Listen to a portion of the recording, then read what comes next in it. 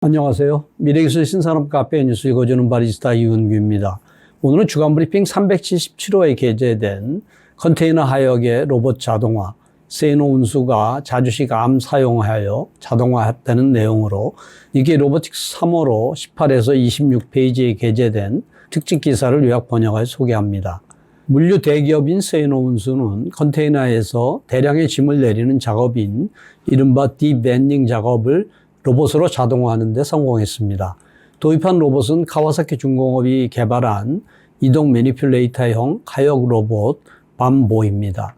세노 운수는 밤보의 첫 번째 사용자로 첫 번째로 경험할 수 있었던 조기 버그에 대한 대처와 개선 등을 거듭하여 본격 가동에 이르렀습니다.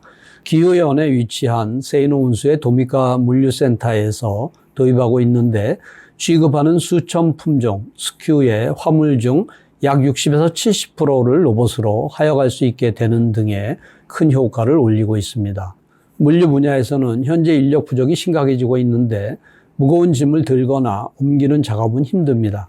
특히 컨테이너에서 하역하는 작업은 컨테이너 안에서 사람이 들어가 물건이 든 상자를 안고 컨테이너 밖으로 수십 미터를 걸어 운반해야 합니다. 한 개의 컨테이너에서는 500개 정도의 짐이 들어가며 모든 짐을 운반하기까지 5에서 6명의 스태프가 작업하여 2시간에서 2시간 반 시간이 걸립니다. 컨테이너는 트레일러 헤드가 물류센터까지 운반해서 버스에 주차하는데 기본적으로 5개 있기 때문에 여름에는 햇볕으로 인해 컨테이너 안이 고온이 됩니다.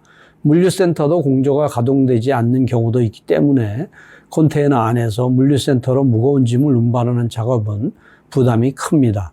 특히 작업자의 노령화로 인해 세노 운수의 도미카 물류센터에서도 하역 작업을 하는 작업자가 60에서 70대가 중심이 되었으며 인재를 채용해도 오래가지 못하고 그만두는 경우가 많습니다.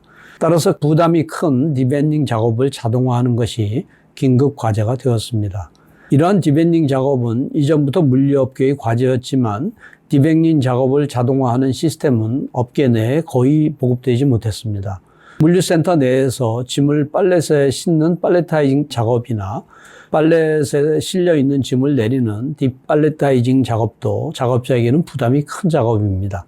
하지만 이들 작업은 이미 로봇 암 등을 이용한 자동화 제품이 시판되었고 업계에서도 어느 정도 보급되어 있는 것과는 대조적입니다. 골판지 상자에 들어간 짐을 들어올려 조금 떨어진 별도의 장소로 옮기는 기본 동작은 팔레타이징, 딥팔레타이징도 디밴닝도 공통적이지만 크게 다른 것은 짐을 들어올리는 스타트 지점 장소입니다. 팔레타이징의 경우는 컨베이어 등에서 짐을 들어올리면 되고 딥팔레타이징도 팔렛 위에 있는 짐을 들어올리기만 하면 됩니다.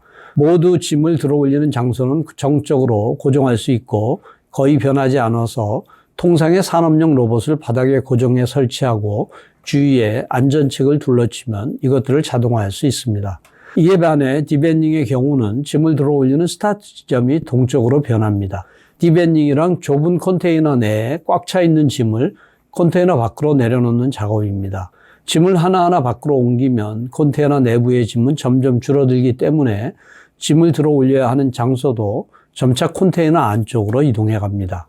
작업 장소는 컨테이너 안이기 때문에 컨테이너 바닥에 로봇을 고정해 설치할 수도 없습니다. 디밴닝 작업의 막바지에는 20피터의 경우 약 6m 컨테이너나 40피터의 경우는 약 21m의 가장 안쪽에서 짐을 들어 올려야 합니다. 컨테이너 내부의 짐이 줄어든다는 것은 로봇 기술적인 관점에서 보면 짐을 들어 올려야 하는 장소가 계속해서 변한다는 의미입니다. 게다가 바닥도 콘크리트 바닥처럼 견고하지 못하고 주위가 금속으로 된 벽으로 둘러싸여 있다는 것은 보통 방법으로는 해결하기 어려운 환경인 것입니다. 짐이 컨테이너 천장까지 쌓여 있기 때문에 위에서 짐을 흡착해 들어올릴 수도 없으므로 디밴닝에서는 팔레타이징이나 딥팔레타이징 기술이 그대로는 통용되지 않게 됩니다. 이러한 디밴닝을 어떻게 자동화할 것인가? 필요한 것은 주로 두 종류의 작업입니다. 첫 번째는 좁은 컨테이너 공간 안에서 상하 좌우 가득 쌓인 짐을 앞으로 당기면서 개별적으로 꺼내는 작업. 두 번째는 끌어당긴 짐을 수십 미터 정도 후방으로 운반해서 컨테이너 밖으로 내보내는 작업입니다. 현재 업계에는 주로 두 개 방식의 제품이 등장했는데 하나는 첫 번째와 두 번째의 작업을 별개 장치로 독립적으로 시행하는 방식이고, 다른 하나는 첫 번째와 두 번째를 같은 장치로 시행하는 방식입니다. 전자의 경우 첫 번째 작업에는 일반적인 6축 수직 다관절 로봇 암이나 직교형 로봇 등을 사용합니다. 그것들로 컨테이너에 쌓인 짐을 앞으로 당기고 그 다음에 통상의 컨베이어 등에 짐을 올리고 후방으로 운반합니다. 짐을 들어 올리는 장소가 바뀌는 문제에 대해서는 로봇을 AGV에 싣는 방식 등으로 대처합니다. 후자의 경우는 후방으로 짐을 운반하는 컨베이어 자체를 기다란 로봇 암처럼 사용합니다. 컨베이어를 캔틸레버와 같은 구조로 해서 근본에 2축 액추에이터를 설치해 캔틸레버 끝이 상하 좌우로 움직이도록 하며 이 선단부를 컨테이너 내에 집어넣어 짐을 앞으로 끌어당깁니다. 선단부에는 짐을 앞으로 끌어당기기 위한 흡인 노즐 등을 장착하고 끌어당긴 짐을 그대로 컨베이어에 실어 후방으로 보냅니다. 캔틸레버를 2축으로 움직이기만 해서는 깊이 방향의 움직임에 대처하지 못하기 때문에 컨베이어 자체에 대한 신축 구조를 만들어 3축 동작을 확보하거나 컨베이어 자체를 AGV에 싣거나 합니다.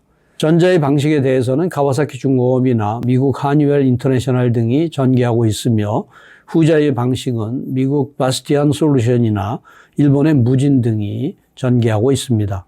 후자는 긴 캔틸레버를 한쪽에서만 지지해야 하기 때문에 비교적 대형 장치가 많습니다. 세노 운수는 2019년 무렵부터 디밴딩 자동화 작업에 착수했는데, 당초에는 네덜란드 코팔 디벨롭먼트사에 장치를 도입하는 것을 검토했습니다. 코팔의 장치는 구조적으로 전자의 방식에 가깝고 로봇 부분은 직교형으로 되어 있습니다. 이 로봇을 사람이 조작하여 하역을 하는 타입이었는데 도입 직전까지 갔지만 코로나19의 영향으로 벤더가 사업을 중지했다고 합니다. 그 후에 디밴딩에서 짐을 후방으로 운반하는 메이키코우사의 지원장치 디밴더를 2022년 3월에 도입하였습니다. 이 장치는 짐을 꺼내는 작업 자체는 사람이 해야 하지만 사람이 탈 수 있는 승강식 작업대가 붙어 있어 높은 곳을 짐을 꺼내기 쉽습니다. 승강대 바로 옆에 컨베이어가 있어 꺼낸 짐은 바로 거기에 실으면 되기 때문에 사람이 걸어서 이동할 필요가 없어집니다. 세이노 운수 입장에서는 효율화가 긴급한 과제였기 때문에 코팔의 안건이 중지된 후에는 메이키코우에 이 노동 절약형 장치를 도입한 것 같습니다. 그렇다고는 해도 최종적인 목표는 어디까지 디밴딩의 자동화입니다. 코팔의 안건 이후에는 조사를 계속하는 가운데 2022년 3월에 열린 국제로봇 전시회에서 가와사키 중공업이 전시하고 있던 벤보를 보고 짐을 옆으로 꺼내는 동작이 자연스러워서 성공할 것으로 직감했다고 합니다. 그 후에 실제로 현장에서 테스트한 결과 해결해야 할 과제는 다소 있었지만 일본 업체에서 향후 개선이나 서포트도 기대할 수 있을 것 같다고 판단하고 도입을 결정하여 2024년 3월부터 가동을 했습니다. 세이노 운수의 도미카 물류센터는 대형 홈센터 체인점 DCM의 짐을 취급하고 있는데 해외에서 컨테이너로 운반해온 짐을 여기에 보관했다가 중부 지역의 DCM 점포에 출하하는 역할을 담당합니다. 2,500에서 3,000 스큐의 품종을 다루고 있어 하루에 수십 개의 컨베이어가 들어오는 대규모 물류센터입니다. 현재의 반보는 도미카 물류센터에서 취급하는 모든 품종을 취급할 수는 없기 때문에 입고 예정의 컨테이너 납품서를 사전에 확인하고 반보로 대체할 수 있는 품종이 실려있는 컨테이너에만 반보를 할당합니다. 반보로 디밴딩 할 때는 2시간 정도의 시간이 필요한데 그동안에 드라이버가 대기하며 기다리는 것은 비효율적입니다. 컨테이너의 경우 트레일러 헤드와 분리하면 드라이버는 트레일러 헤드만 있는 상태에서 다른 업무를 할 수 있습니다. 도미카 물류센터에서도 밤 동안에 컨베이어를 운반해서 분리하고 낮 동안에 트레일러 헤드가 없는 상태에서 디밴딩하는 경우가 많다고 합니다. 컨테이너를 분리하지 않고 드라이버가 대기하고 있으면 단시간에 작업을 마쳐야 하기 때문에 그때는 반보를 사용하지 않고 앞에서 말한 디밴더 등을 이용해 작업자가 해역 작업을 합니다. 반보가 가동하고 있는 현장의 레이아웃을 살펴보면 센터 안의 바닥 높이는 버스에 세운 컨테이너의 바닥 높이에 거의 맞도록 되어 있어 5개에 있는 컨테이너에는 그대로 사람이 들어갈 수 있습니다. 다만 미묘한 단차가 있기 때문에 그 갭을 해소하는 승강식 슬로프를 컨테이너 옆에 두도록 합니다. 벤보는 이 슬로프를 따라 컨테이너 안에 진입합니다. 벤보는 AGV를 개발하는 나카니시 금속공학과 가와사키 중공업이 공동 개발한 것으로 AGV도 자율적으로 움직일 수 있도록 되어 있습니다. 벤보의 로봇 암은 가와사키 중공업의 가반 질량 80kg의 RS080N으로 그 옆에는 신축식 컨베이어가 붙어 있습니다. AGV는 내장된 배터리로 구동하지만 로봇 암은 교류 전원으로 구동합니다. 암을 구동하기 위한 전원선은 신축식 컨베이어에 따라 배선되어 있습니다. 컨베이어는 물류센터 내부까지 연결되어 있고 후방으로 운반되어 온 짐은 품종별로 작업자가 팔렛에 옮겨 센터 안에서 보관합니다. 또한 장기적으로는 팔렛다이징에 대해서도 자동화할 계획이지만 팔렛다이징용 로봇은 바닥에 고정하는 것이 많아 안전책도 필요하기 때문에 AGV가 부착되어 있고 자율이동이 가능한 벤보와 어떻게 접촉할지는 별도로 검토할 필요가 있습니다. 짐을 앞으로 끌어당기기 위한 벤보의 핸들은 상당히 거대합니다. 지게차의 포크와 같은 부분과 흡인 노즐로 구성됩니다. 흡인 노즐은 포크 위에서 깊이 방향으로 이동하도록 되어 있습니다. 짐을 흡인할 때는 포크 끝부분까지 노즐이 이동하여 총 36개의 흡인 노즐로 골판지 상자의 측면을 흡인하여 앞으로 끌어당깁니다. 어느 정도 앞으로 끌어당기면 짐을 포크 위에 실어 그 무게를 포크로 지탱하도록 합니다. 그 후에 노즐을 포크 뒤로 이동시켜 짐을 포크 안까지 확실하게 싣습니다.